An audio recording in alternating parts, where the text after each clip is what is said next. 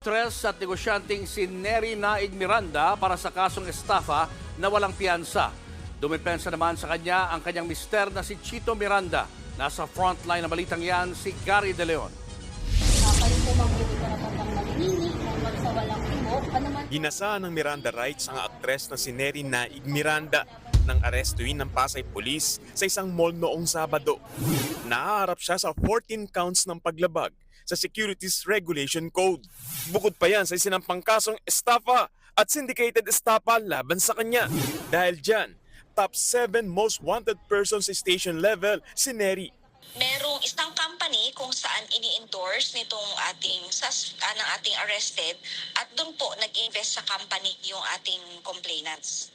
Dalawang investor daw ng kumpanya na ini-endorse ni Nery ang nagreklamo laban sa aktres. Nag-invest daw sila ng 1.5 million pesos. Pero hindi raw malinaw kung mismo si Nery ang nanghikayat sa mga nagreklamo para mag-invest sa kumpanya. Mula sa pagiging artista at asawa ni parokya ni Edgar lead singer Chito Miranda, kilala rin si Nery sa social media bilang wais na misis dahil sa pagbabahagi ng diskarte tips online. May mga negosyo rin siyang tulad ng restaurant, salon, resort at pagbebenta ng gourmet tuyo. Sinisikap pa ng News 5 na kunin ng panig ng aktres. Pero sa isang Facebook post, dumepensa naman ang asawa niyang si Chito. Hindi raw kailanman nanloko o nanguha ng pera si Nery. Nagdadasal na lang daw siya na maayos ito. Endorser lang daw ang aktres at ginamit ang mukha niya para makahikayat ng investors. Hindi nga rin daw siya nakatanggap ng sabina o kahit anong notice kaugnay ng mga kaso.